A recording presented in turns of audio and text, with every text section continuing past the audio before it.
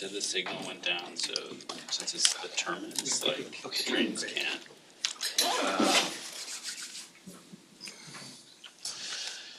Good afternoon. Today is June 17th, 2024. Thank you everyone for coming to today's Community Advisory Committee meeting. My name is Michael Ross. I'm the Director of Stakeholder Engagement for the NYCHA monitors, Neil Borofsky and Matt Cipolla, here to my left. We are here at NYCHA's offices at 90 Church Street for our second CAC meeting. And we're very happy to be here in person this time, although we do have a number of remote participants, and thank you for joining remotely. So I'm going to start just with some housekeeping matters, and then we'll jump into our agenda. So are we okay on? The mic, just talk directly to the mic. Okay. How's that volume? Better? Yep. Great. So just some oh, that is louder. Just some housekeeping matters to start. The meeting is being recorded and live streamed. So we will post the video of this CAC meeting, as we do with all the CAC meetings, on the Monitor website, which is NYCHAmonitor.com. We have an attendance sign-in sheet that's going around, and we've noted the remote attendance, so please do sign in. We're going to list the attendees on our website for each meeting, so it's transparent who's been in attendance.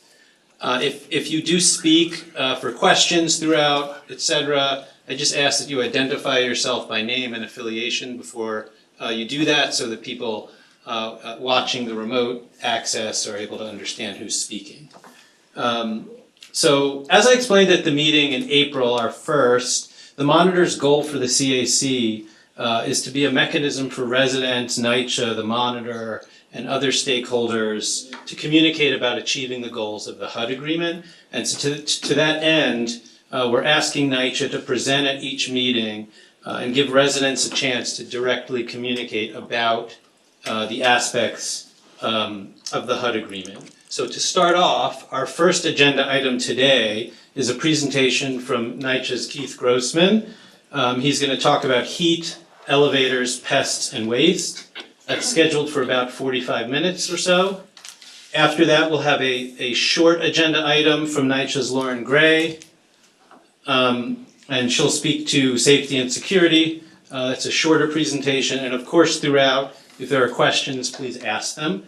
And so after that, we'll have a little bit of housekeeping as well. So that's the agenda for today. We hope to accomplish everything and have everyone out by 1:30. Okay, so with that, Keith Grossman. That's a lot of pressure. Thanks. Good morning. Brian, is it up? Okay. All right. Good morning. I'm Keith Grossman. I'm the Executive Vice President of Operation Support Services. The portfolio includes elevators, heating, waste management, pest management, emergency services, and learning and development. I'll touch on each of those, and we can go to the next slide. And this is what the overall portfolio looks like. And the reason learning and development isn't next to everybody, it's not because it's less important, it's actually because it touches all the departments through supporting training and staff development.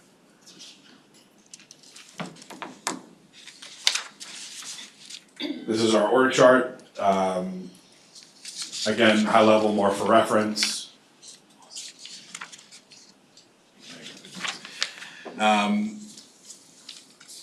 So elevator services and repair department, or ESRD, charged with reducing service outages, service outage duration, and increased preventative and corrective maintenance over the years. NYCHA has one of the largest elevator portfolios in the country, possibly the world. 3,068 elevators that we are responsible for maintaining.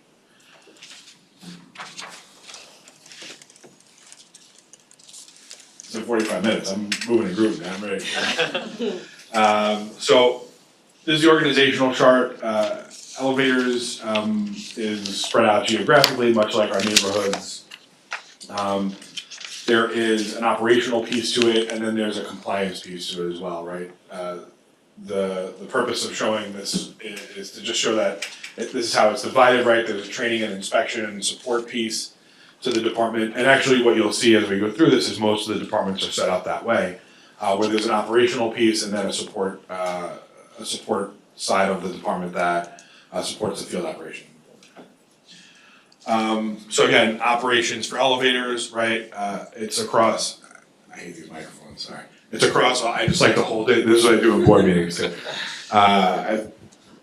Italian to me. All right, so the operations piece of it is that really a 24/7 department. There are 3 in NYCHA: elevators, heating, and emergency management and services. I am the EVP in charge of all of those things. The other piece is the CCC, and while that number is 24/7 on the midnight shift, that comes to emergency management and services. Anyway, back to elevators. It's a 24-hour department. During the day is where you'll see that kind of development level presence. We call those house teams. They're responsible for the day-to-day, preventative maintenance, and responding to outages throughout the day. On the 4 to 12, we come down to a roving team schedule where there's multiple teams placed strategically throughout the boroughs to respond to prioritizing no service conditions and then elevator outages in buildings with either high usage or a high number of senior or accessibility residents with accessibility accommodations. Within operations, we also have a major repair team, and these are the folks who do these large, essentially taking the elevator off of the service and hanging it in the middle of the shaft and doing work. Replacing major operating components that are outside the scope of the average elevator mechanic. This is our A squad, right? They do these major repairs. And we also have special teams that are troubleshooters, right? So when our house mechanics if they can't figure it out, they'll go look at maybe doing some programmer, or controller reprograms there. The contract unit oversees this other piece of our portfolio, right? So when an elevator goes under modernization,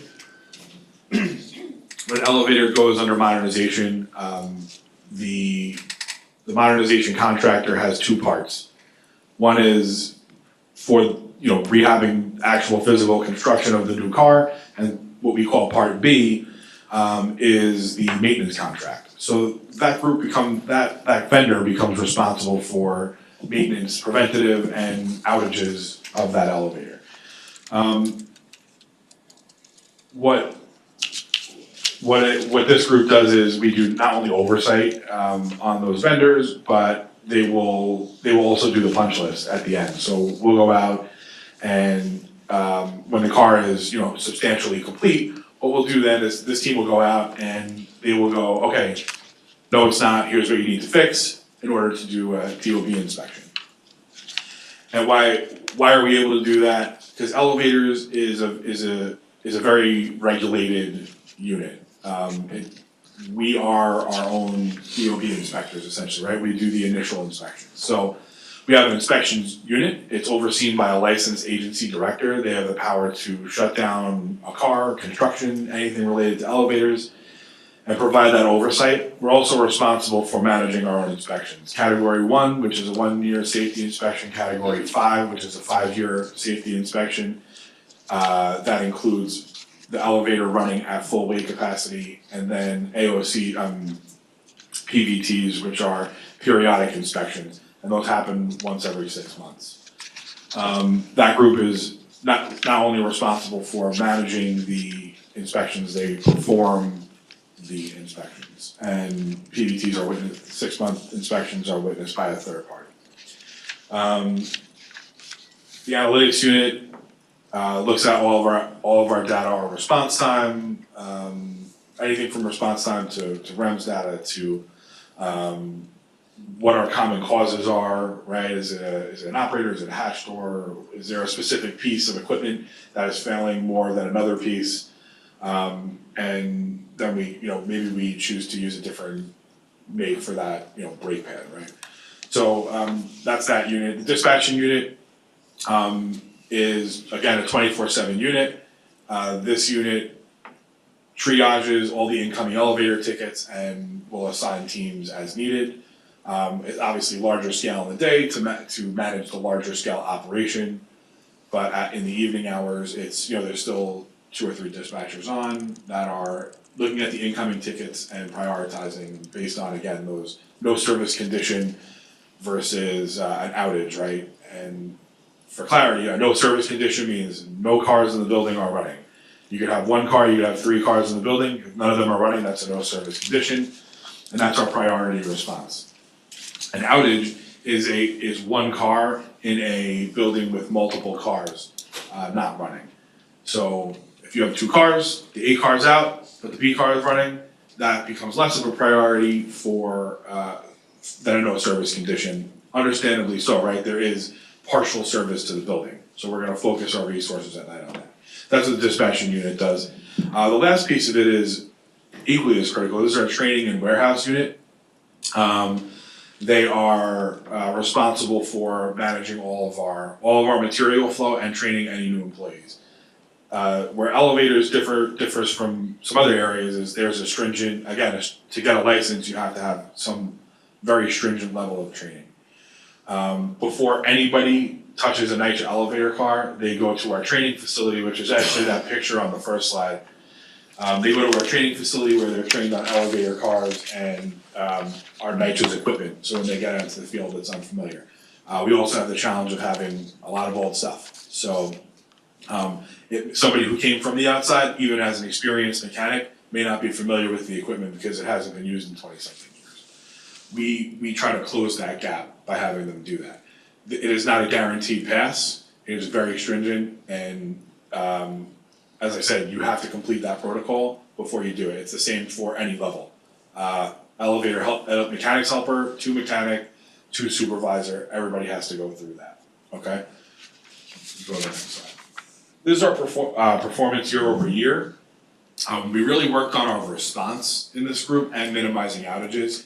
So there's kind of 2 ways we do that, right? One is through better maintenance. Better maintenance will reduce outages over time, but strategically positioning our assets and our resources to respond better. So one of the things that's so important about that warehouse model is that we have something that NYCHA does that is not common practice in private industry is we have a stockpile of basically one of everything we need, right? So we can get an elevator back in service fairly quickly. What'll happen is if we have a major piece of a motor that fails, we'll pull that motor, put a replacement in, and then take that one that failed and send it out to be repaired, or if we're able to repair it ourselves.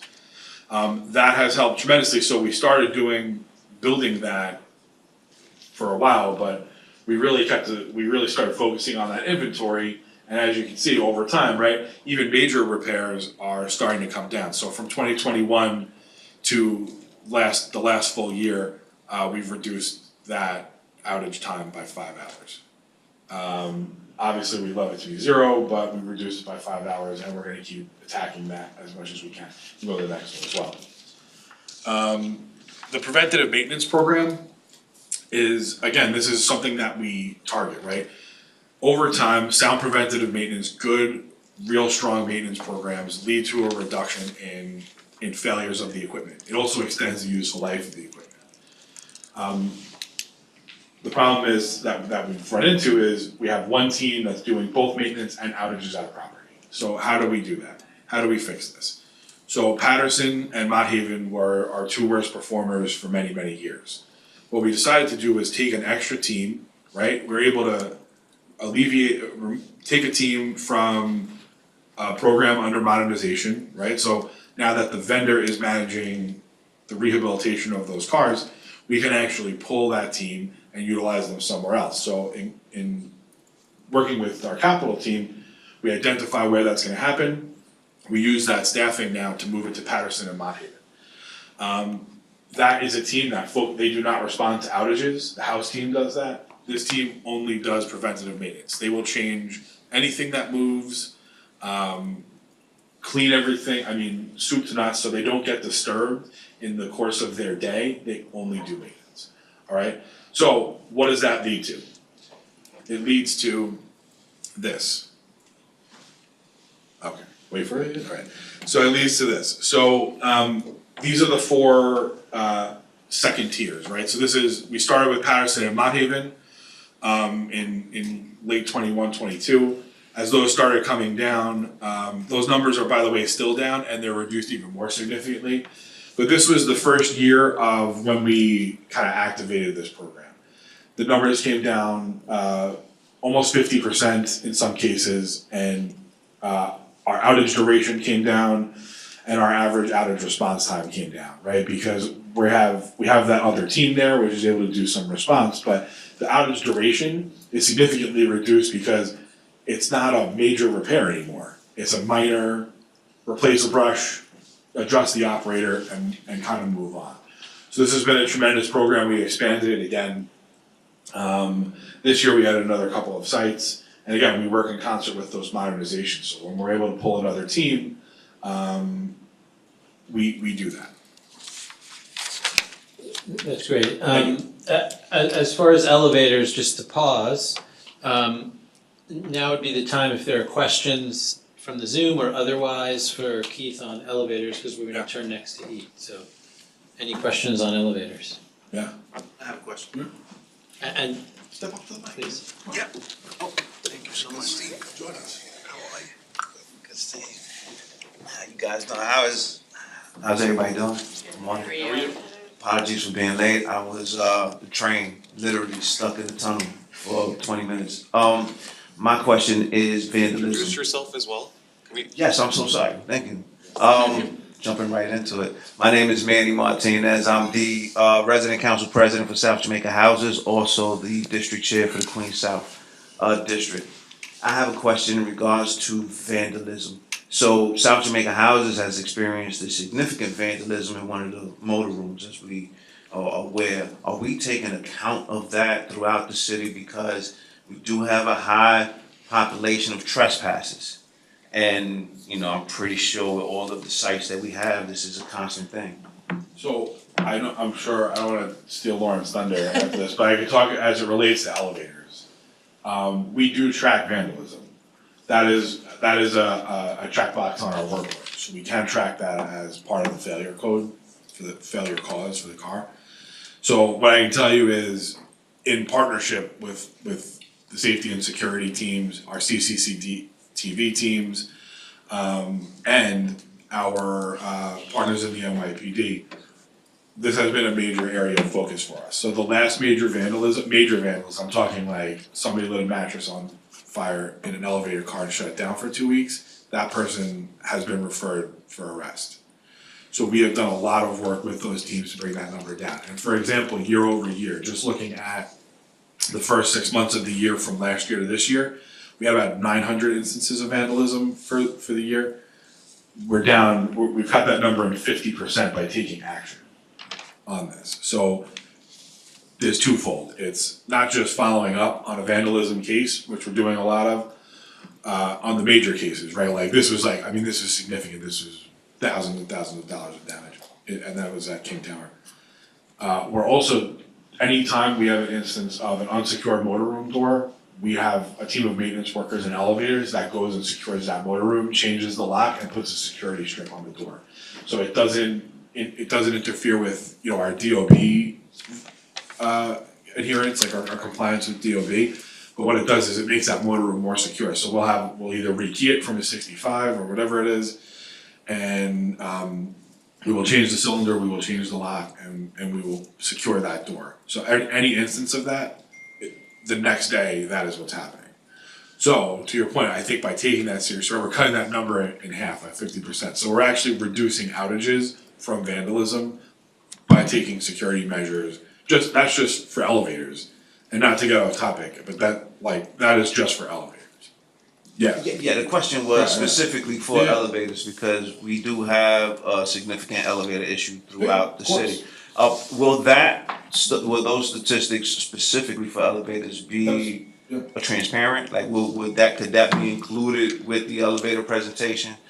Given that, you know, elevators in and of themselves have a deep impact, right? You know, the disabled, the elderly, and so on. And so I think that would be a great monitoring statistic for us to have. Sure. Yeah, I don't know that, it's not something that is reported regularly, but I can get the actual numbers, for this group as a follow-up. You can take that away. And just to piggyback off what Keith said, hi Mandy, how are you? We are working with Keith's team right now to come up with a plan to change out all of the locks for motorhooms, and we're gonna start with our highest targeted developments of where we've seen vandalism and reported homelessness. It's a pilot, it's gonna be specific keys specifically for the development, it's not gonna be universal keys that we're gonna be using, and we hope to get this launched probably at the end of the year. And we'll definitely keep South Jamaica 1 and 2 on our radar. I appreciate it.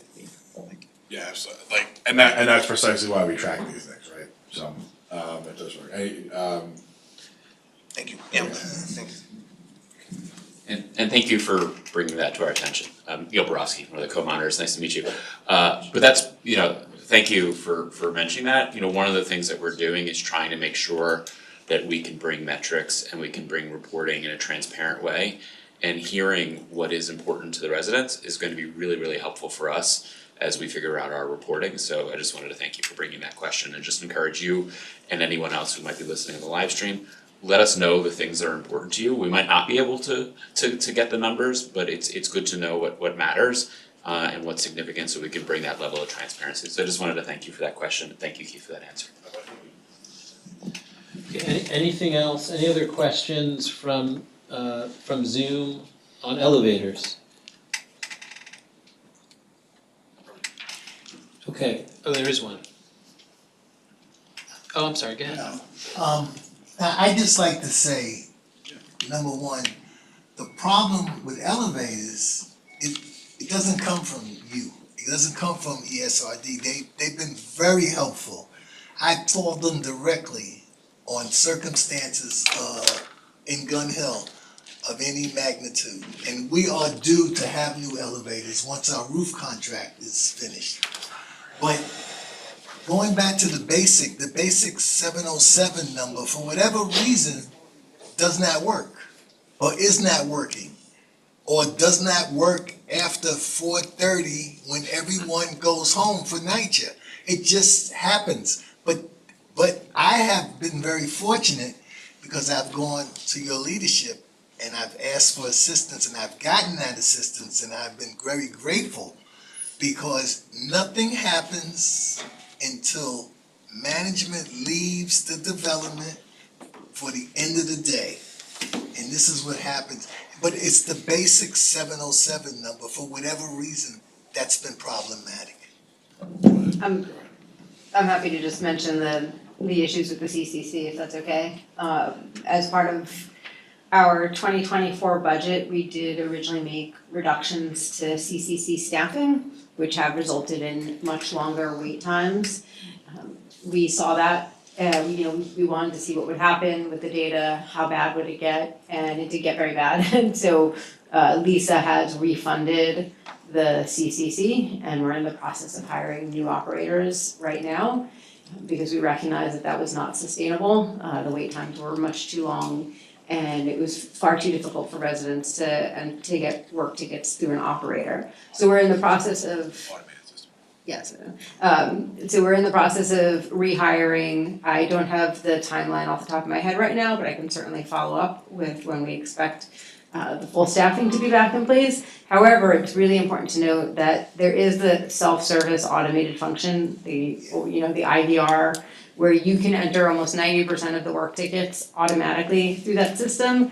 I know it's a little bit clunky, but if you get through the prompts, you can enter work tickets with 0 wait time through that system. For those that are capable, there's also the NYCHA app and the website to use the app. If you don't need an app or a smartphone, you can enter it through the website and enter most tickets through that service as well. So we really encourage residents to use those other alternatives, especially until we have full staffing back in place. And also just- on that, sorry. on that automated piece also, like, we'd love to hear feedback from this group as well. So if there is, we've done a lot of work on how to make that flow better and be a little bit smoother, right? Cause as you said, it is clunky. So if you have any feedback on that, we'd love to hear it and work on how we can make that better. Thank you. I just real quick on that, and then Great, just and just, again, reminder to just introduce your name before speaking, just, it's for the live stream, so people know who's speaking. Fantastic, yes. Thank you. This is Manny Martinez. Just a quick question. So 30% of our population are seniors, and clunky and technology does not really, they have trouble with that. So is there a strategy? Are we gonna allow them to put in tickets locally, through the management office so that they can be able to, participate? And this is Eva Trimble, Chief Operating Officer. Sorry for not introducing myself the first time around.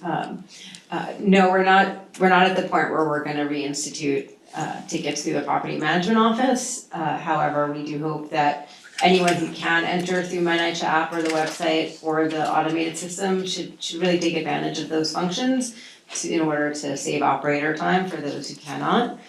Those are all really good options, and as Keith said, we're happy, we are looking to continue to improve upon them, so if there's feedback, but we've been reviewing the queue, the process flow through the IVR to make sure it's capturing as many tickets as possible.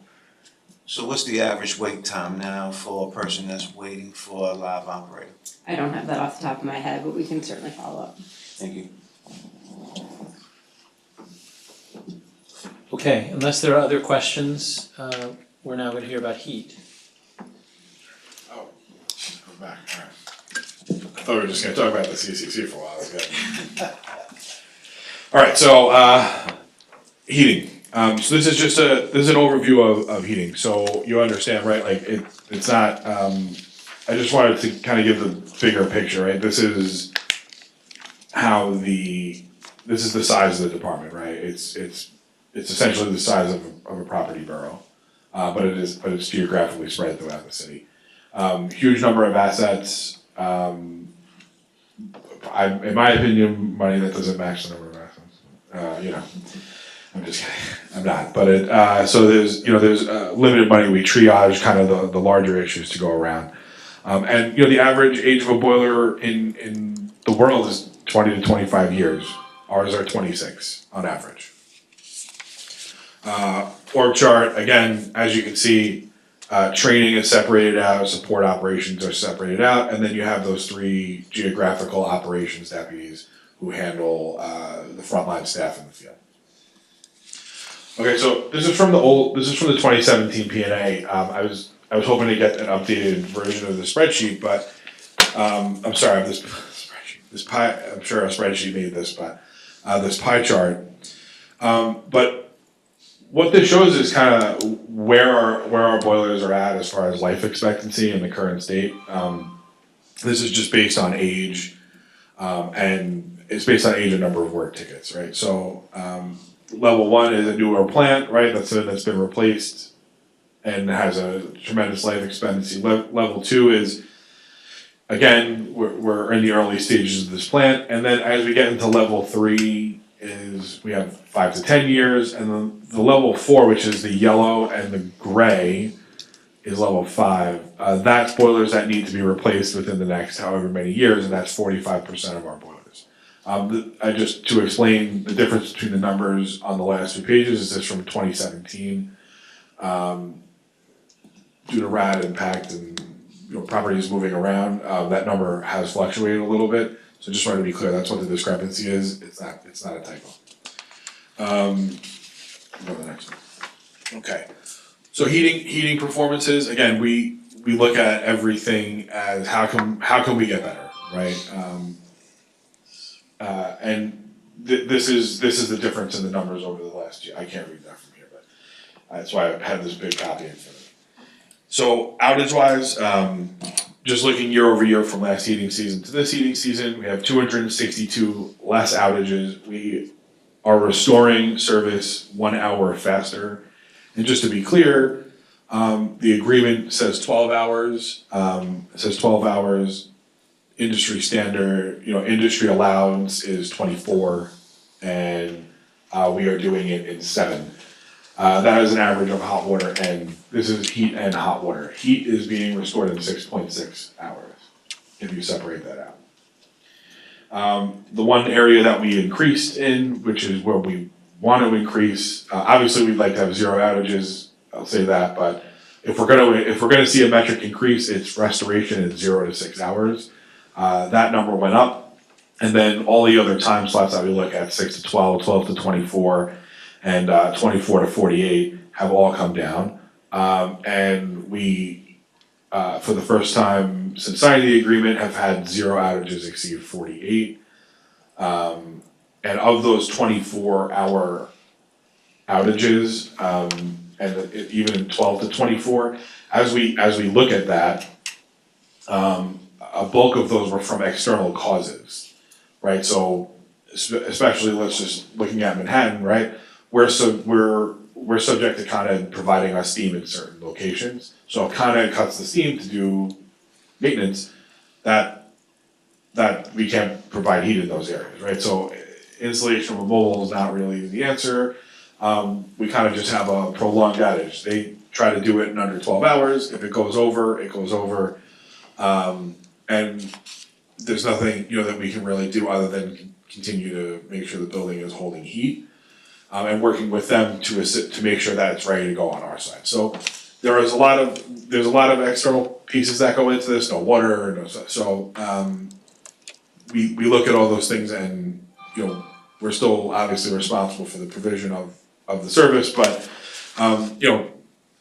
there are some external causes. It's not the primary cause, and it is not a means to make excuse, but we are really focused on, in heating, controlling what we can control.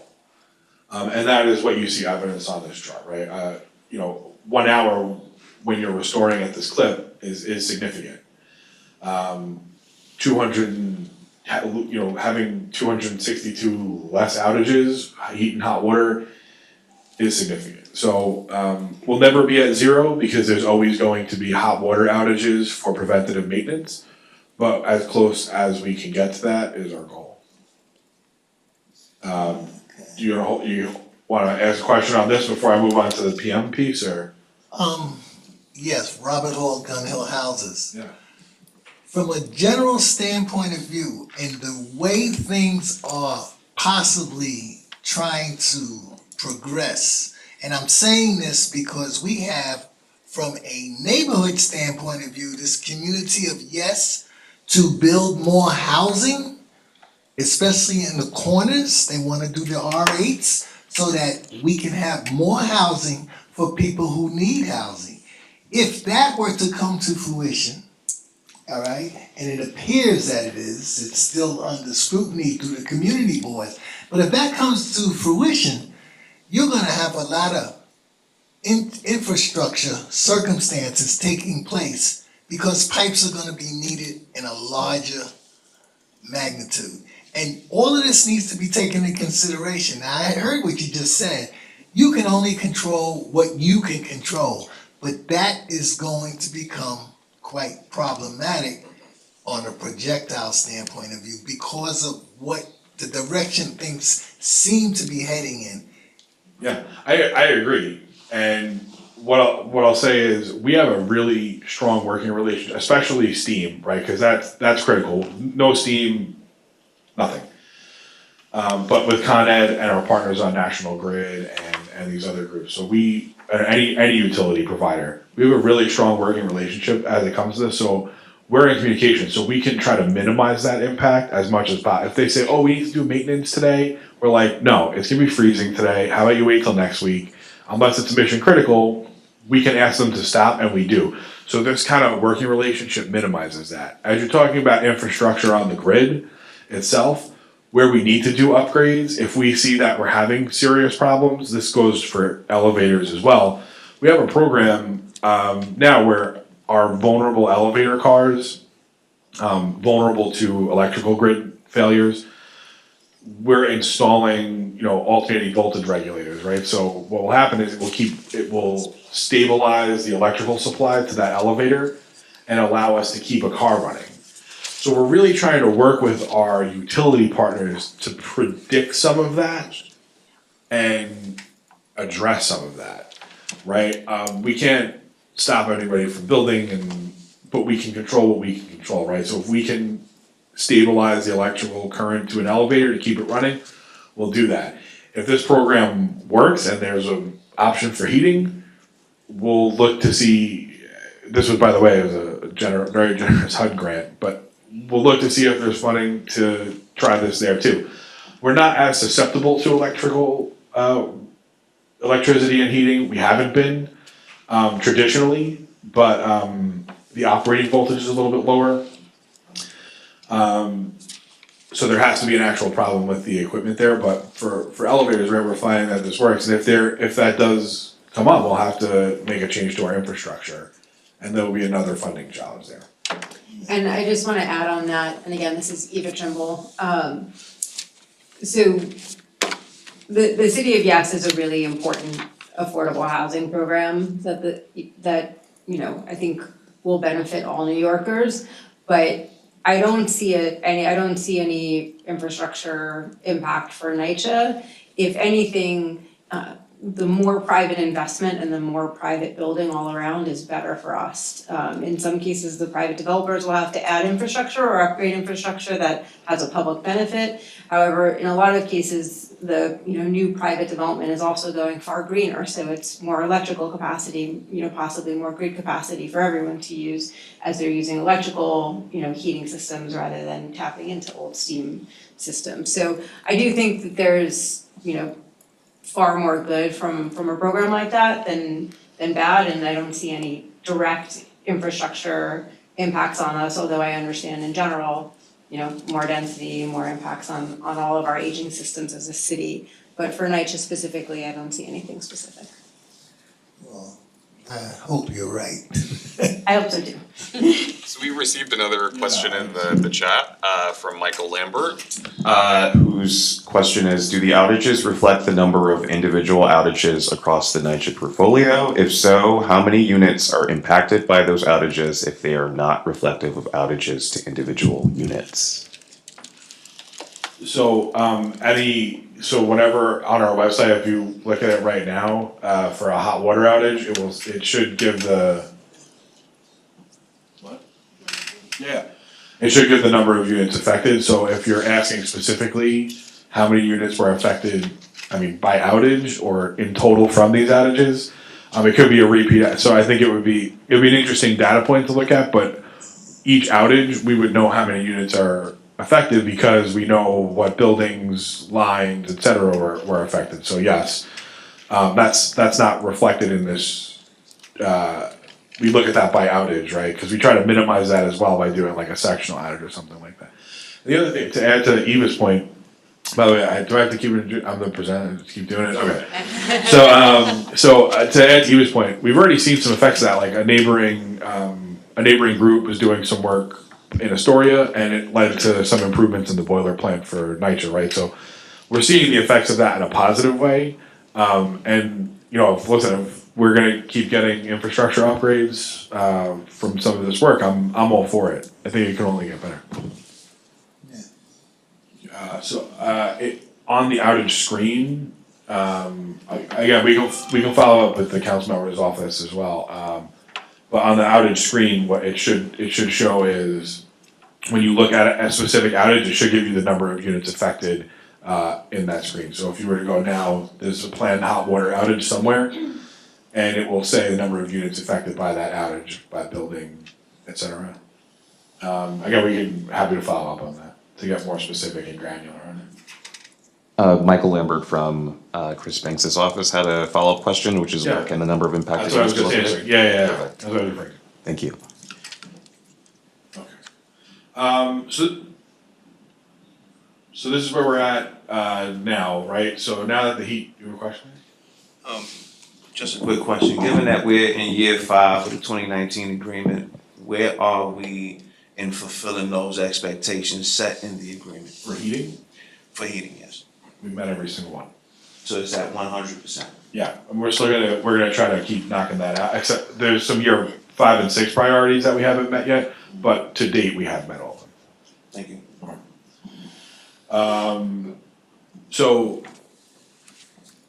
This is the preventative maintenance schedule, right? We kind of have this really short window where we're not providing heat from May 31st to October 1st. So it would be impossible to do all of that work, right? The number of assets versus our number of staff, it would be impossible to do in that shortened time period. So, we start in February with hot water. We take advantage, whenever we have a day that we can take advantage of, we take advantage of that day. So we see a 55-degree day, we're a 50-degree day, we're taking advantage of that. 45 is usually our minimum set for that. So we start doing these larger hot water pieces, and we'll do those for a day starting in February. And our goal is to be at 100% completion with hot water systems by June. And that is what we get for starting earlier. The other piece is if a boiler comes down for maintenance, we will do, if it comes down to fix a starter or an ignition piece, we'll do the annual maintenance while that boiler is down for service. So it's one less we have to do in the summer. By taking that approach and utilizing the redundancy in our existing plants, we're able to get ahead of the start of overhaul season, which is May 31st. That's a year-round piece, but primarily this is how we look at it.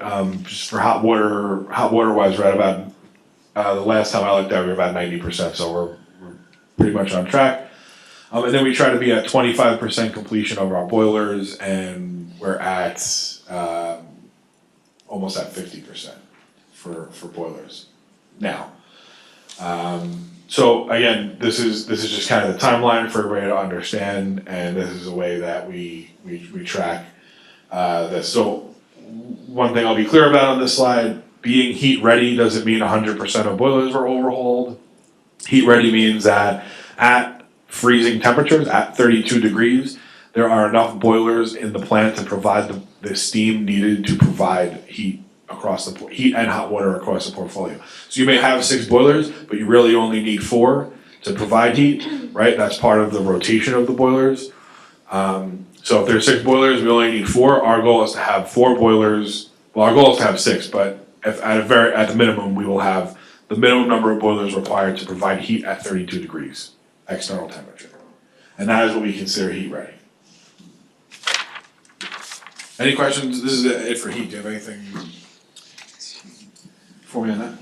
Thanks, Keith. Just to note some of the questions, particularly as it pertains to individual units and what the statistics, how that count matches up with the statistics as well as the overall performance. Obviously the heat team has done a great job in meeting the agreement's metrics when it comes to the boilers, to the systematic outages. One of the focuses as we go forward with the monitorship is going to be address individual apartment units and factoring them into the statistics as well and the performance. And so we're going to begin measuring that and reporting that out on a more granular level and show how that compares with the metrics for in the HUD agreement for response to outages. And we really look forward to working with NYCHA. They've been great about this whole project, but it's sort of part of the next phase of the monitorship to address some of those concerns. So thank you. I have a quick question about this is Manny Martinez, South Jamaica. I have a quick question with the 55 degree. I know that is the legislation, but 55 tends to, or rather the temperature tends to fluctuate with communities. How are you guys keeping up with that fluctuation where we're not cutting off the heat prematurely? Yeah, so each plant has its own temperature sensor that either ignites the boiler or turns like that controls the flow. So it's not so like you would both. It's probably going to be colder by you in the Bronx, but we'll, you know what I mean. So yours won't turn on while his turns off. So we do try to adjust the set points on those and adjust the sensors. Like if we're having a consistent issue where at 53 or 54 it's not turning on, we'll look at the sensor. But the other piece is actually a compensation measure. So at 55, right, that the boiler ignites and turns on, and then the zone valves, provide a certain amount of steam to pass. what we've tried to adjust is that minimum compensation. So it may open to like 1%, which is nothing coming out. We've tried to adjust that minimum compensation to like 5%, or in some cases even 10%, so that when we know when the valve opens, it opens to 5%, and we're kind of gonna constantly see steam passing. That's really important. I think this is what you're trying to get at, is because of those fluctuations, it can be difficult to control that, but we'll work with whoever, wherever, whenever to ensure that we're giving at least like a minimum level of heat, right? Because heat's a very personal thing. It's not like the elevator is going up and down or it's not going up and down. Heat is very personal. Like if my house was 74, I would open all the windows, right? But for maybe 74 is not cold enough for you, maybe. So we recognize that it's a very personal comfort thing. So we try to adjust the system accordingly, and that's something that we do annually as well. And then what happens is when we have a consistent 55, we control that based on the internal temperature. I think that one of the issues that is being experienced by the residents is that this very specific on the nose degree that is trying to be captured is being problematic. And then we also have communities that are specifically elderly, and elderly may need a little more, heat. And so has any considerations been given to the senior development populations? Right, so where we hit that 55, yeah, exactly, and this is where that compensator comes in, right? So when we hit that, if there's a development that has or even a building that has like a lot of seniors, we will make an adjustment to the system and open up, like, we can go as high as, we go to 100% on the compensator. We don't wanna like sweat people out, so we'll keep raising it up here and there till we get that group comfortable. And we're happy to do that. That's, again, it's a very specific thing, like, buildings, or a senior building, or a building with a large population of seniors, or buildings with draft issues, right? We can adjust that low end compensation on the valve to make sure that we're delivering heat, like at 55, we're delivering consistent and solid heat. I'll hold you to that, Keith. I'm here, listen man, I know you know the number. You can call me whenever you want. That's no problem at all. Any other questions on heat? Okay. Oh, No. I'm just getting ready. You're getting ready for the next one. All right. well now, Just in case. well now, yeah, I think we're okay on time. We have about 30 minutes left, so let's turn to pests. Yeah, we'll move along. Okay, so again, pest set up very similarly to the other groups, right? There's that field extermination unit, and a support unit which oversees some of our pest contracts, and then our supply management. There's a tech advisor unit, and really what they work on a lot of our so pest, much like elevators, there is a license to be an exterminator. If we get a recommended product or something like that, they'll work with our entomologists and on the monitor team to test that product and see if it's actually effective, right? So we'll pilot new ways to, it's a little dark, but we'll pilot new ways to kill rats and other pests. And then of course we have an analysis unit to look at our metrics. And for awareness, this is how it's set up, right? Field operations on the left, support operations on the right of the screen, and a program management unit in the middle there. So again, I like to show a little data, show where we've improved, and control what we can control here. So May 2023, we had 293 rat complaints. 44%, this is May of last year, 44% were responded to within 2 business days. This last May, the number was almost in half. It was about 56%, it looks like. I'm not a math major, but that was a guess. That was an educated guess there. So that number is significant, right? That blue is where we want to be. That is where we want to be. We want to be actually at 90%. So in May we fell a little bit short of that goal, but I want to note here that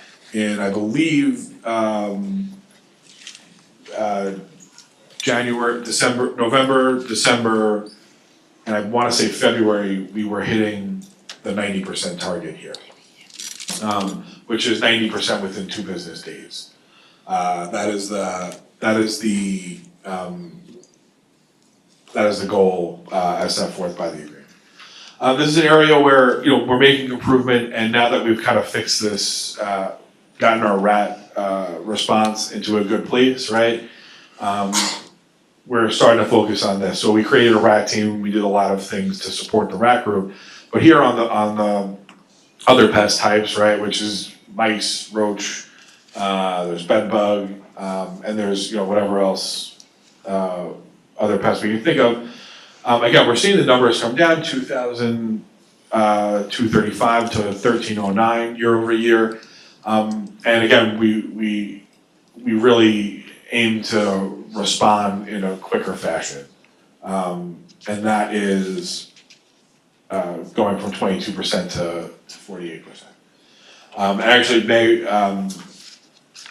I want to say that we were a little bit better in the months before that, but that's okay. Just still, I want to show the improvement, getting our response times down, and getting to folks who are requesting this. But obviously, like I said again, rats are a critical, very visible pest type that we work on.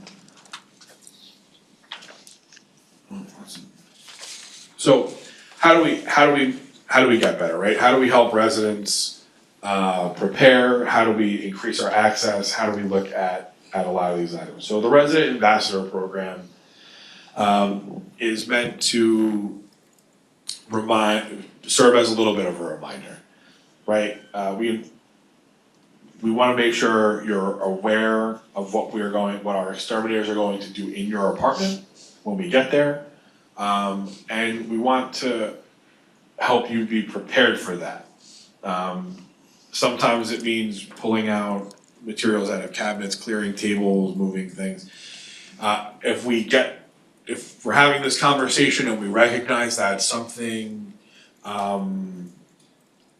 so a resident needs assistance, whether they're a senior or they have, an accessibility issue, right? We will work with that resident to help them prepare, right? But we want our exterminators to be able to get to everywhere they need, make sure that we can exclude pests from the apartment as much as possible to the best of our efforts.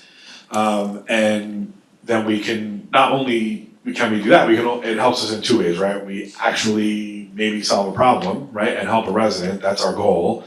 And we're able to get to more tickets in a day, so that exterminator can do that. So in some cases, we've added helpers, we've done a couple of things. We can go to the next one.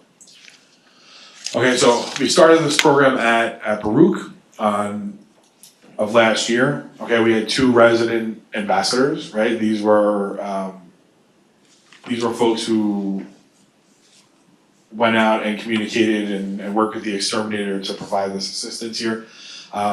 With the RA and the exterminator, we had a 53% success rate in having residents prepared.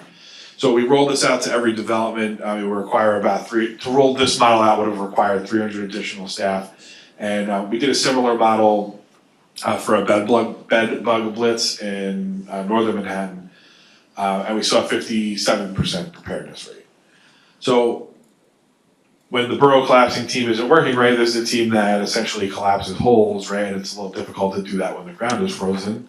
So we're able to utilize them a little differently in the winter, and we pulled them from that task and put them onto resident preparedness. So here's another piece of this puzzle. We created these flyers. It required this is the no additional staffing version of what we're trying to do here, right? So we have these flyers. It's available online. There's a physical flyer. We have our level 2 exterminators, right? So these are kind of that pre-supervisor level, veteran, highly effective, highly efficient exterminators who we've given a promotion to based on job performance. And they're working at 25 developments throughout the city. And what they'll do is they'll pre-visit, give an exterminator give it a how do you prepare for your visit flyer, and it's translated into all the languages. This initiative has led to an increase, am I reading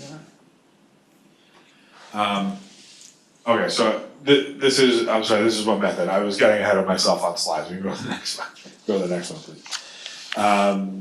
So text messages is another thing that we're piloting in our planning unit. So we are able to, residents who don't necessarily answer the initial notice or respond to our planners calling to schedule the ticket, we'll send a text. If it's a tenant not home, right, anything where we're not able to get in touch with the resident, we are trying this method. All right, so this is an example of the text. You get a text message, an email message, and it comes to your phone. You have the option to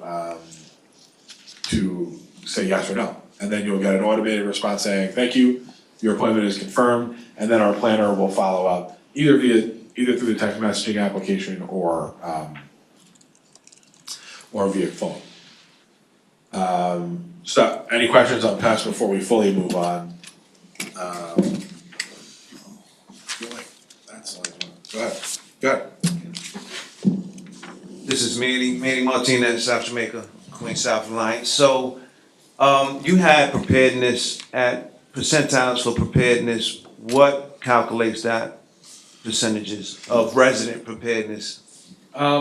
So it's when it's basically there's a box. Was the unit prepared for the visit? So our exterminators are making that determination. You can go back a couple of slides actually. That's one. So, right, what the idea of this one. So tell them how to prepare, right? What we do. Okay. So these are the kind of the metrics that we're looking for. Is we want to have empty closets or cabinets in the areas that we need to treat. Or where a resident sees pests, right? So maybe it's just in the kitchen, clear that out.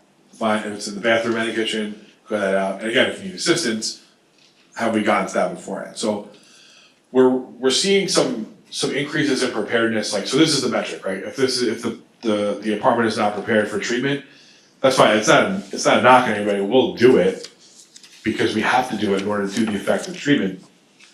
But our goal is to have that ready because for two reasons. Number one, it allows us to get everywhere. It allows the resident to move their things and look at what maybe they find something they need to throw out, right? And clean the closet. Personal, right? It's personal items. We don't want to get too involved in that unless you need assistance, and then we'll help you. So, is that ready to go? Is our baseline? And I'm sorry, I just want to isolate that part right there. So what's the communication being provided to the resident? Is it verbal or are we giving them a sheet that says this is a checklist of what we need done? Right there. Text message. So this is a checklist, right? So when you go to, so when the text message comes out, there's a link to the preparedness flyer and the checklist. Oh, so it's purely technological. Oh, I mean, we do the slide before this is the under the doorway for the old school folks, and for the tech wizards with the iPhones. So there's a paper that this is. There's both. Yeah, there's both. 'Cause I have never seen a checklist from any of our households. When was the last time you put in a ticket? Well, not too long ago, maybe last week, we had a mouse parade at one of the apartments. The public, if I remember correctly, that was public space that was affecting the apartment? No, that was an actual residence apartment that they came in and put holes into the walls between closets and bathrooms and the kitchen. Got it. So that's a little different. This is, that was exclusion work that had to be done, right? There was holes in the wall, so we may not have done this because it was actually a hole in the wall and we had to move the couch anyway. And our maintenance team typically does a lot of that. So like there's like a pest maintenance team that does like fixing a hole temporarily and trying to close that down. And then there's the exterminators. And the difference is like exterminators actually apply the pesticide, which we're not really doing, like void treatment's not like a recommended treatment for mice anyway. But these these are different programs that we're doing throughout, and maybe we can do a blitz with these flyers on preparedness. Because what's supposed to happen is it's supposed to come out with a notification, and we're really trying to get better at it. So I take that feedback back as an area for improvement for us on how to get this flyer out there. I think something else that you may want to consider is this flyer can be posted up in the management office Yeah. itself, just so that people who do have a pest problem come and see it and maybe be reminded or introduced to it. But thank you. Yeah, no, thank you. Oh, I have another issue, and I'm so sorry. OPM, and I forgot what the acronym stands for, so I will ask for you to expand on that, but. Integrated pest management? Yes, IPM. IPM. See, I got the wrong. But that is not being fulfilled. We're not seeing them close up like the holes around the outlets or throughout the apartment the way we expect it to. Yeah, and some of that's some follow-up work. Yeah, I know there's a couple that we're still working on, but some of that's some follow-up work, and we're working with the properties. And the other piece is we're really trying to do that with our. So if we know we're gonna have a lot of exclusion work, we really try to bring in a pest maintenance team to do that. We have a team that just focuses on exclusion. Unfortunately, they can't be everywhere. So I agree with you. We can get better at it, but we are trying to get better at it. So just for clarity then, so the IPM is not expected of every exterminator? It's just expected of a team? Integrated pest management is the idea that everybody does exclusion work. It's actually, it goes further than just pest management. The theory behind it is that pest management is everybody's problem. Mine, yours, right? Mine, from my level and even like on down, right? It's got to be a cultural shift into how we manage pests, and that's the idea of it. Now, is that something that can get better? Yes. Is it something that will get better? It is my great hope and my idealistic hope that happens. But it's something that we also are working on integrating into our maintenance trainings and our caretaker training and looking at that, right? So it's literally that's everybody's responsibility, and how we address that is everything from communication and better flyering and better catches by other groups in not just exterminators, right? Like maintenance and caretakers. So it's a huge and large undertaking, but that's the idea behind IPM, that everybody from the resident to the caretaker to the exterminator to me is involved and engaged in doing integrated pest management. But now I just want to be specific on this. Are the exterminators who are not part of the IPM special task force that you mentioned, are they responsible for fulfilling IPM? Absolutely, because they're responsible for following up and doing the exclusion work that's associated with that, right? So the exclusion work is the exterminators treat, they vacuum, they clear, right? And then there's some work that is outside the scope of the so they'll do exclusion wherever they can. They'll put mesh, but like to go around an outlet, it's really a maintenance worker, right? Because we want to make sure the outlet's safe before we do some of that work. So they'll do minimal stuff, but when it comes to a larger job, they may need assistance and a follow-up. So there's like a large hole, an exterminator is not going to do a plastering job. But what they will do is caulking. So are the exterminators who are meeting these challenges that they can't fulfill, that may go to maintenance, are they creating a separate work order, or are they telling the resident to do it? Well, because that is not happening, like exterminators are not communicating, and there's no additional steps to fulfill this requirement. And I think it's an area for improvement for sure. Like I'll work with you on it however long you want, but I do think this is something that it goes to customer service too, right? We're trying to get better at that, and we're really trying to hammer this home with our frontline staff. Like I think this goes to the control what you can control piece of what I was talking about before, right? Like we can be better at customer service by answering questions and making sure folks are informed and really doing that. So with exterminator staff, anybody who enters an apartment, especially exterminators, explaining that visit. This isn't like, it's a very invasive visit. It's not like you go to a specific location and work there. It's a very invasive visit. You have to clear your closets out, and it's a challenge, right? So we really want that frontline staff to be able to do this and have that communication with the residents. So when it's not happening, please let me know.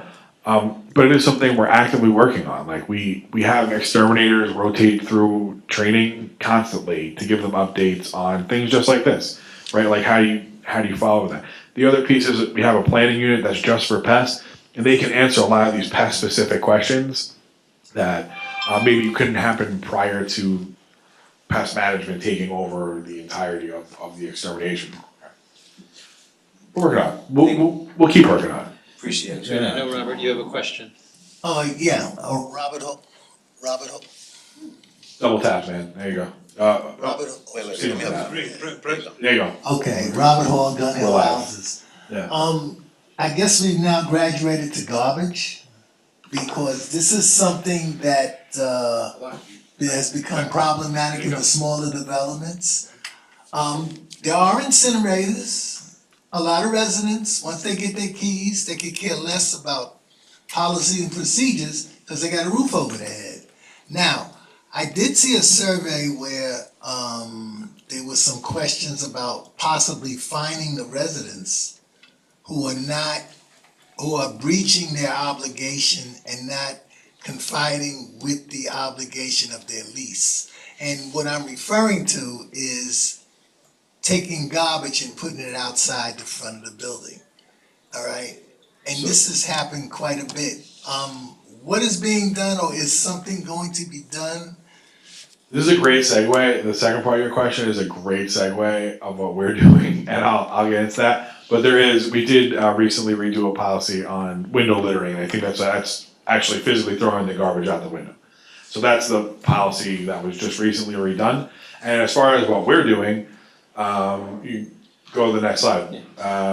So I'll just jump in for timing. Yeah. We're at about 1:18 So- and we're turning to the waste section, so why don't we you wanna do the waste section to answer the Gonna question? do the or 2-yarder separate? section, and then we can move on. And then I can just end it there, I think. So anyway, again, project management, set up very similar to that.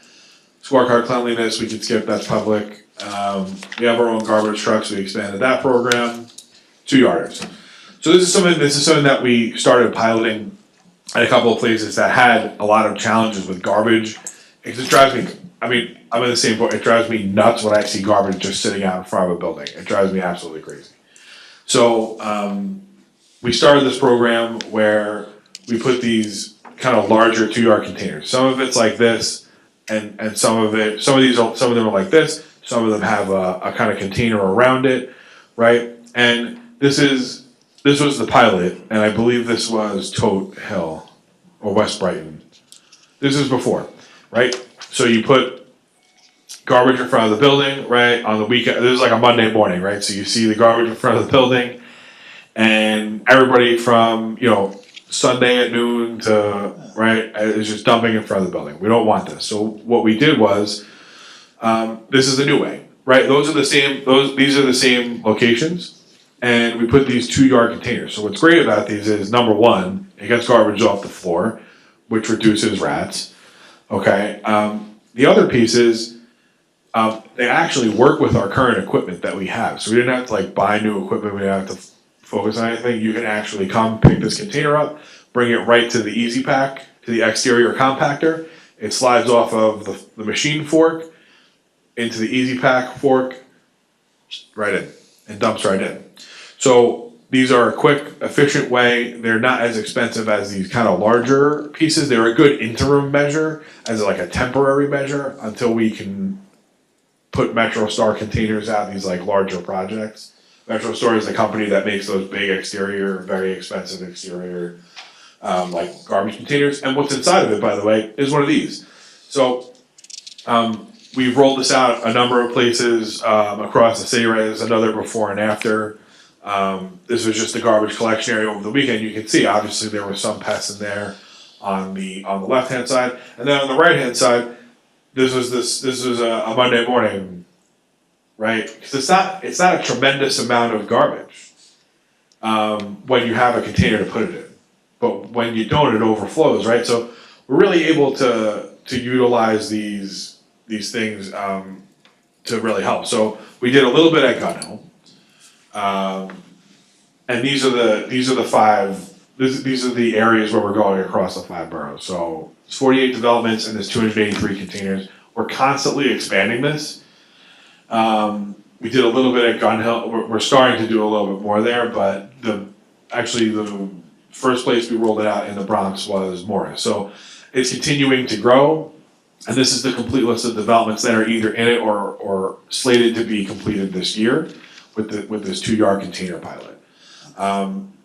Again, garbage is it's a very visual thing. It's hard, you can quantify amounts, right? We can tell you the tonnage at your property, but we couldn't necessarily we can't quantify cleanliness.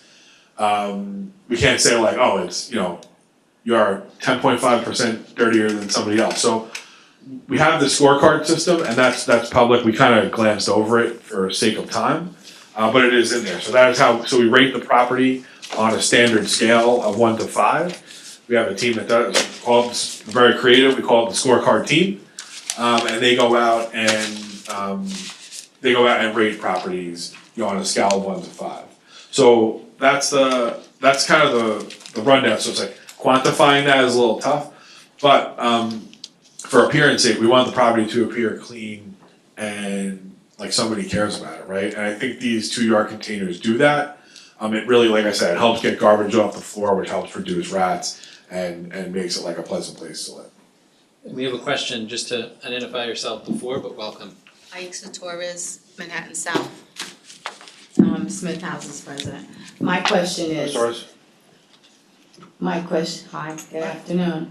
My question is, okay, so you have a team that goes, and so where's the interaction with the resident association and with the residents? Because at the end of the day, we're the ones who live there, and the consequences of whatever decisions are made, we're the ones who live with it. And so, one of the biggest issues and problems that I'm having as the president and as the chair in my district and in my development is that the lack of communication with the resident association, when people are all over the place in our developments and we don't know who's who and what they're doing, right? And so regarding the 964, which says we're supposed to be part of it from the conception, where is the outreach to the resident leadership? And when this group that goes walking around our developments, where's the input of the residents from our perspective? I don't know if my colleagues here agree with me or not, but the reality, and I don't know who's on the Zoom, but the reality of it is that you have 1, 2, 3, 4, you have like 5 of my developments, right? In this project, and I say, okay, and that's good for them. But my question is, based on some of the conversations that I've had with the TA presidents, where is the communication? Look, this is the whole problem, and I'm gonna tell you. We can either do, as I say, where we sit down as intelligent adults and have a conversation, unless you think that the resident leaders and the residents don't have any brains between their ears, or we could do a you and us, which ultimately ends up, which is why we have a federal monitor, we end up in court, right? And NYCHA ends up getting sued or showing show cause. And so I say this to you clearly because, yeah, it sounds like great, but at the end of the day, where is the real conversation with the residents about our quality of life and what we would like to see? I particularly would not want to see those dumpsters in front of my building. It's the same, so you made it prettier, you made it's more contained. I think there has to be a serious conversation about people throwing their garbage down the chute, right? We went through, in Smith at least, through this whole big expense of having a special chute, having the sausage thing so we can contain the rats. So where is that communication so that we could work together, right? This is not about you and us. It has to be a we, because we're the ones, when you make a decision, that we have to live with. And when I say we, I mean the residents, and so. Yeah, and I'll just say that I agree with you. So the scorecard over the previous monitor was performed by the monitor. We are taking that over in-house, and before we finalize what that looks like, I would say that I'm happy to make that, our rating checklist and how that looks, and maybe make sure that we're looking at stuff that residents care about, so that we are all on the same page. I mean, as far as where this came from, to answer the first part of your question, Mr. This is resident complaints, and it's that complaint-driven focus that brought us here, right? So these developments were resident complaints, a combination of resident complaints and ratings of the properties that showed that, there was a garbage problem. So, again, this is an interim measure. It's not meant to be a long-term measure, but what it is it's taking garbage off the floor in front of the building, and that is, let's solve that first, and then I think together, I think this is a we. There are electeds in the room and on this call, this is an advocacy that we can do together to get better containerization at our properties. But this is something that we can do now to get garbage off the floor outside of your buildings, and garbage is one of those things that is a big we, right? We are not the generators of that garbage. We are responsible, right? Like, NYCHA is not responsible for creating the garbage, we're responsible for cleaning it up. So there's an agreement here, a social agreement here that has to happen between us as a group. So I think garbage is the perfect place to maybe get started with the we conversation. Okay. And I'm happy to work with you on it. So, Personally. but I just wanna say that a lot of the developments, including Smith, we're having a real issue with the homeless and the garbage and the disposal, how they dispose the garbage. And there's no support for the residents who live there. The senior buildings are like a major concern for me, right? And mine is going, right? And so that's a big issue. And even in my DCOT meetings, in the CCOT meetings, we talk about this all the time, about how residents are being harassed, and there's a whole mental issue. So it has to go beyond NYCHA, right? The police, City Hall have to intervene in terms of supporting the residents, because a lot of this garbage is not our residents, it's the homeless that don't wanna go into the shelters. And so what are we doing about that? It's not safe. So, I was just saying, as far as other folks dumping on our property, that is something we are working on with sanitation, like illegal dumping, like a local business. I do understand that we're moving on to, I think that's a good segue to move to, well, obviously whatever Eva wants to say, and then Warren's presentation on security, but we are working with sanitation on these illegal dumping issues. Right, and cognizant of time, Yeah. it's 1:30, and maybe that presentation will help address some of those questions as well. So why don't we turn it to Lauren Gray to address some of the safety and security? Thank you. We also had, sorry about that, we also had one last question on this presentation from Michael Lambert from Councilmember Banks's office, which was how these developments were chosen for the pilot program, and if I think I answered that if I didn't. So essentially, these are resident complaint, and it was a combination of resident complaint and we glanced over the scorecard, but the scorecard as well. So yeah. Thank you.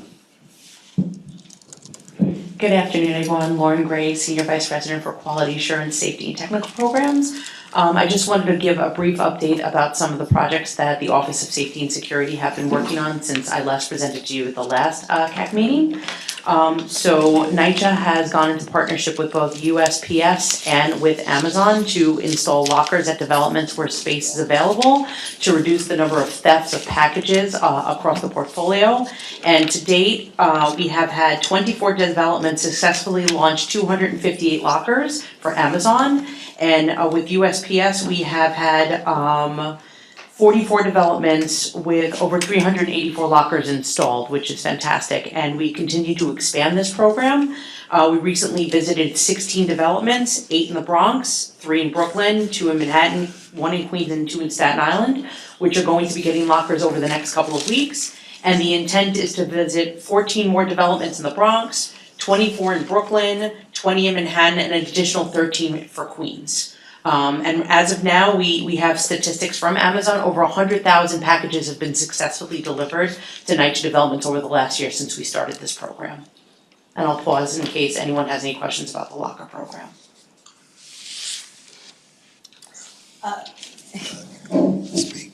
Okay, so in terms of the selection, are you on the second round now with the locker program? Yes, we are, and to your point earlier about 964 and working with our residents, before we go out to any site, we reach out to the TA president and their board to see if they're interested in the program. If they are, we schedule an initial walkthrough with Amazon to make sure if we place lockers, it won't impact business with like gas lines or plumbing lines or doors or security issues. And then we walk with all of the TA presidents. Every single TA president has walked with me and Chief Secreto at all of the sites that we have visited, and then we place the lockers, we place the order with Amazon, and then Amazon delivers the lockers within 4 to 6 weeks. Then people could start receiving packages through the locker program, or if they want to continue receiving at the door, they're more than welcome to do that as well. So you will be at the DCOT meeting on the 24th to say that to the, because some, especially the senior buildings, are requesting the Amazon lockers, and they're like, we didn't get the second round, where are we at? And so I have a concern that I know that it's by stages and that not everybody's going to get. From my perspective, the priorities should first be to the seniors so that there's less, since security has been removed from their buildings, which usually kind of handle that kind of issue. I would hope that they're on top of the list. And I don't necessarily mean Manhattan South, but across the board in the city. As a CCOP member, I have a responsibility to the other developments in the other 4 boroughs. And so I make my statement clear that it's not about Manhattan South, it's not about Manhattan, it's about senior buildings, getting that, if they don't have it, ensuring that they have it, and that they be on the top of the list. And I don't know if any of my colleagues who are here agree with me. Oh, yeah. Yeah, this is Robert Hall of Gun Hill. I have spoken to Nancy Ortiz. She didn't get back to me. You know, so that would be an interest, I believe. I'm not even. You're number 6 on the list, sir. We have you for the Bronx of reaching out to you. Thank you for that promptness. Have it ready to go. And also South Jamaica 1 and 2 we have on the list as well. We're gonna be reaching out to Mr. Martinez once we go through the list. Yeah, absolutely. Smith said no. And again, if you ever decide to change your mind, we're happy to work with you guys. I'll let you know. Okay, and so it's again, if it's conducive, not all developments can have an Amazon locker or a USPS locker given the size and constraints of a lobby or the front of the building, but anywhere we could put them, we are trying to work with the Well, TA we already presidents to do that. have UPS lockers, so it didn't make like, what is our lobby's gonna look like, a locker room? No, the Amazon lockers are specifically for the outside and the USPS are specifically for the interiors of the building. Right, but where you wanna put them and where I want them are 2 different stories, so the answer is no. But anyway, moving forward, I'm not here only about Smith, I'm here about, you know, Manhattan South. So I just want to, so moving forward, right? We're going to do the Amazon lockers, and as I said, I think a priority should be the senior buildings. Now, let's talk about the security issue and the elimination of the security in the senior buildings. Do you have a response to that? Okay, I was gonna try to finish my presentation. but Okay, I'm- finish your It's okay. presentation. I'll hold back on my Okay, question. no problem. We also Commissioner have a Vincent. question from Joel Gross. Joel, I don't know if you want to speak through the Zoom. Hopefully we can hear you. He's on mute. He's on mute, can't hear him. Joel, you might be on mute.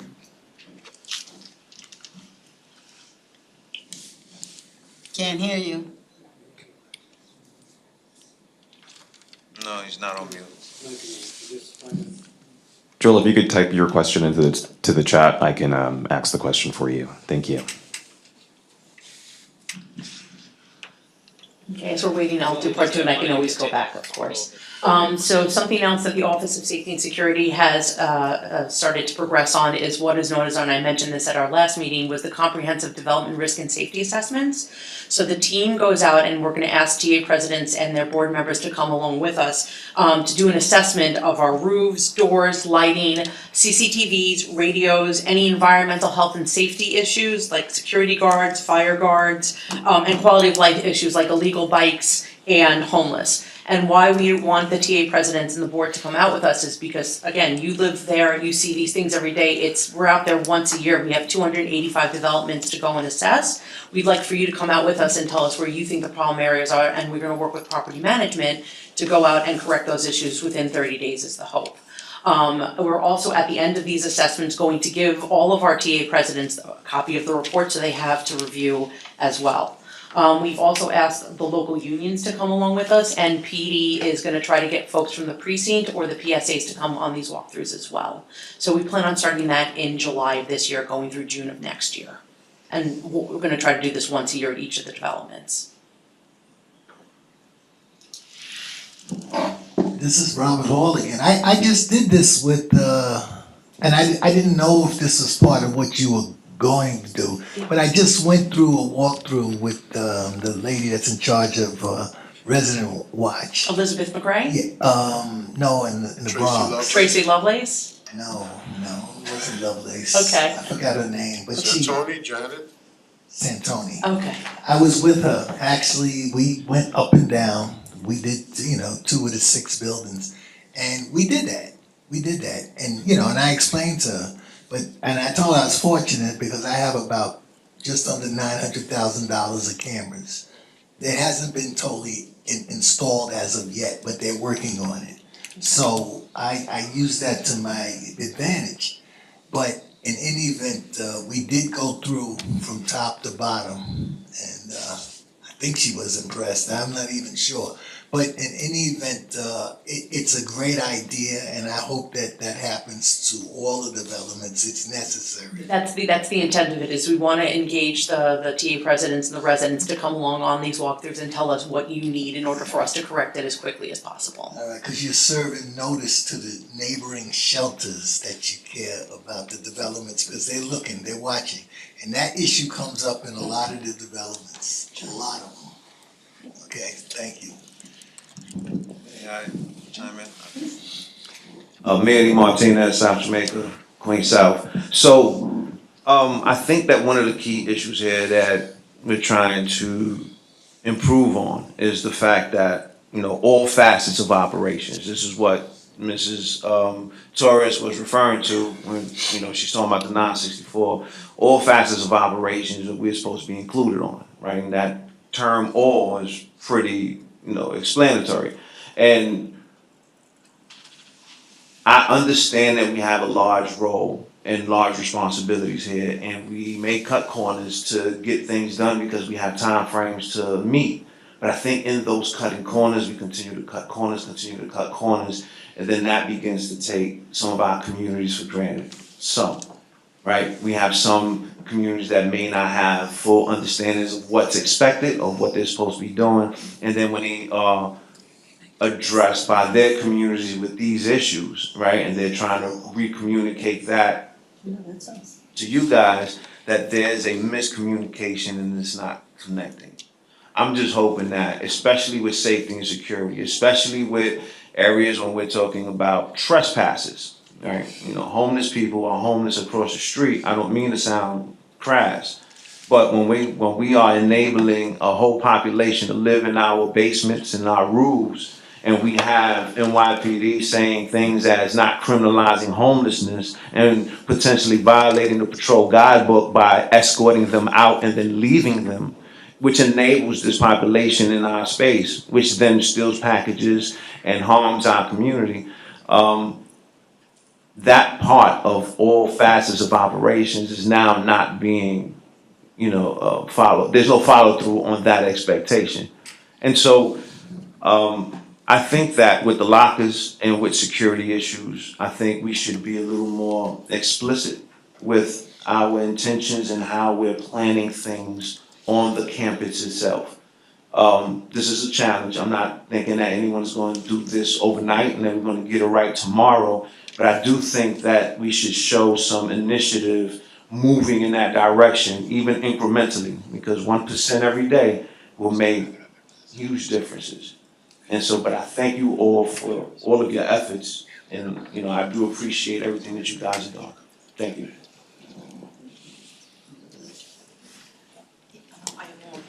The last thing I quickly wanted to present on is NYPD, along with the mayor's office and NYCHA, is gonna be sending out a survey, I think within the next week or so, to understand people's understanding of what we can do better in terms of house rules. The link is gonna be open probably till the end of the month, and with the results, we'll see if we can like step up, information to residents about house rules, how we can help people with understanding of their roles and responsibilities with house rules, so that's gonna be coming down the pike in the next week or so. Cause we've heard a lot of complaints about people to your point earlier, people throwing garbage, the impacts, we wanna understand what the residents want in terms of like better enforcement, so I have Petey here with me as well if you have any questions for them. Thank you very much. Just cognizant of time, if there are any last questions, certainly on safety and security, before we go to the line item. I'll just answer Ms. Torres' question on the security guards at senior buildings. Great. We've publicly stated that the security guards at senior buildings will end July 1st unless other funding is made available to NYCHA to continue the program. The program costs us approximately $7 million a year that we're not able to sustain in our current budget. So we have requested elected officials, if possible, to fund the program, but if not, those guards will end at the end of this month. Okay, so as you know, Manhattan South had all their elected officials, and 2 of the elected officials from the Lower East Side got, I don't know how many assemblymen and state senators to do that. I, as a responsible voter, and a taxpayer, because I retired and I'm still paying taxes, God help me, have asked that somebody, city, state, fed, I don't care who, finds the $7 million. And it is inconceivable to me that the cut couldn't be somewhere else. The most vulnerable people, and I heard through the grapevine that, Resident Watch, footnote, I believe in Resident Watch. I have started Resident Watch again in Alfred E. Smith. So we went from 2 buildings, we now have 10 buildings. So it is not that I don't believe in Resident Watch, but I also have a whole bunch of people that could be my children or my grandchildren who are doing the Resident Watch. But when you ask people like me, and I sit in Resident Watch once in a blue moon with the residents in my building, because I really believe that that's a neighborly thing to do and to assist. However, to ask seniors to do Resident Watch to take care of their own business, there's no way.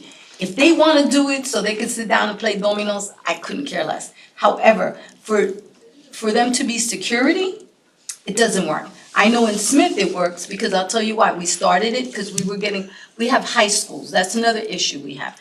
And this is across the board, especially in Manhattan, because we have the most high schools in the entire DOE system. And at lunchtime, people just think that public housing is the hangout place to go to. And so the Resident Watch has really kind of stopped that. The kids don't hang out and try to use our plugs to plug and charge up their phones. So my whole point to this and my real is that there's such a thing as asking, why hasn't NYCHA asked the resident leaders, will you please contact your elected officials, which I have done, and told them we need to ask so that they could get funded. And you made a real critical cut that is affecting a lot of our seniors. And by the way, I am a senior, but even though I think I'm like 17, but I'm not.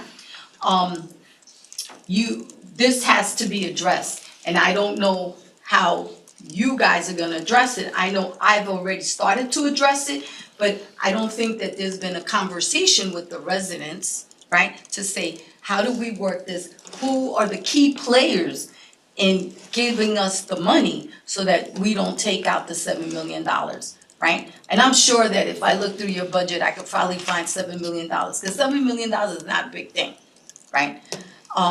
It's not, to address and maybe cut somewhere else and just basically save the security for our senior buildings. I don't know how my other colleagues feel, but Can I just add on to that? Manny Martinez, South Jamaica, South Jamaica Houses.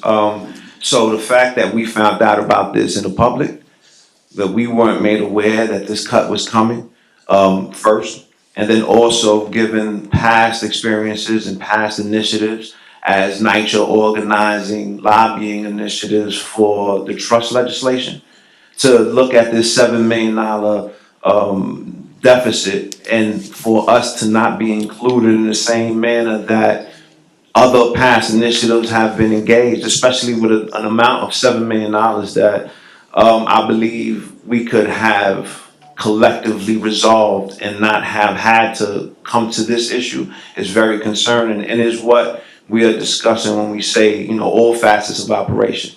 And so, this is an example of, and no one's perfect, but this is an example of how we have been left out, and now we're going to suffer, especially our most vulnerable population is going to suffer because of this lack of communication and involvement. And so we really need to do better on this. And I hope that we can now take on the initiative and the commitment to each other to try to take on this $7 million challenge so that we don't have to deal with this. Thank you. Thank you. I just want to note that we did, before we move forward with this announcement, we did brief the CCOP on this change. In addition, we called every single resident leader of a senior building. So those directly impacted by this change were called personally for discussion about this.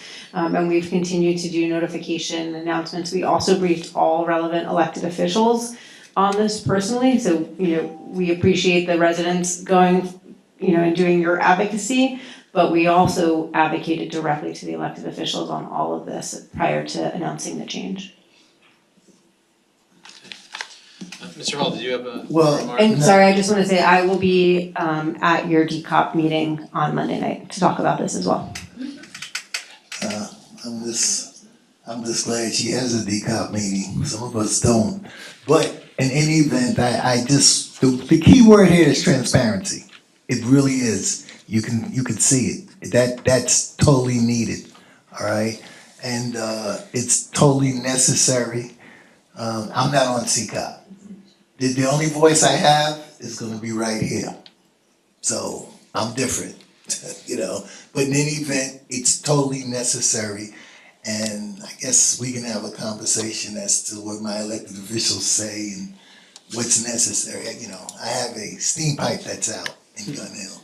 I know, we're working on that. Yeah, I got something for that. Thank you. And I'm sure that needs at least $7 million of money. No, and well, since you said that, I spoke to my speaker, and he has probably sent the money to be taken care of as far as the steam pipe, because I asked for that to happen. Now, I need the tracker, Mr. Banachad. I need everything to know that money got there, because I won't know. All right? I don't, We'll follow up with Yeah, Intergov it was there. on that funding allocation. Thank you. So, cognizant of time, we have one more question online. I know Lieutenant Barron had a comment. So why don't we take the comment and the question and then we'll wrap. Hi, Alex Barron, Housing Bureau. So we've heard a lot about concerns about trespassing and homelessness, whether in elevator rooms, leaving trash. I didn't want to take up the time in this meeting. This is clearly about infrastructure mostly. I know it does concern you guys, so I could circle back with you offline and we can talk about some of the things we are doing. We are definitely 100% engaged with both NYCHA as well as City Hall, as well as the monitors, to try to do something on these issues, try to make the campuses more secure, so there's less people in the campuses that shouldn't be there. There are complex legal and social issues that go along with this, but we are working through it with NYCHA, with City Hall, to try to come to some resolution. It's not really ready for public consumption yet, but I can give you a little bit on the background, and we are working with, I meet with NYCHA. It feels like daily, but at least several times a week, so we are working on it. So I just wanted to let you know that it's not being heard, it's just not quite ready for anything to go out in the public yet. Thank you. And why don't we take the online question? Yes, so we actually have a comment and a question, so I will say the comment first. The first is on behalf of Councilmember Banks's office. Michael Lambert, who is speaking, says that he would like to say on behalf of Councilmember Biggs that they found out about these cuts from the TA president of the Rosetta Gaston Senior NYCHA development in Brownsville. That development, the location had several homicides due to a serial killer, and Councilmember Banks is adamant that this funding be restored and not cut. And would also like to note something about the Zoom. And then we had one question from Joel Gross, who is the Resident Association President for the Williams Plaza houses. He would like to know when those residents would receive the opportunity for Amazon lockers, including other developments in the area, such as Independence Towers and Taylor White houses.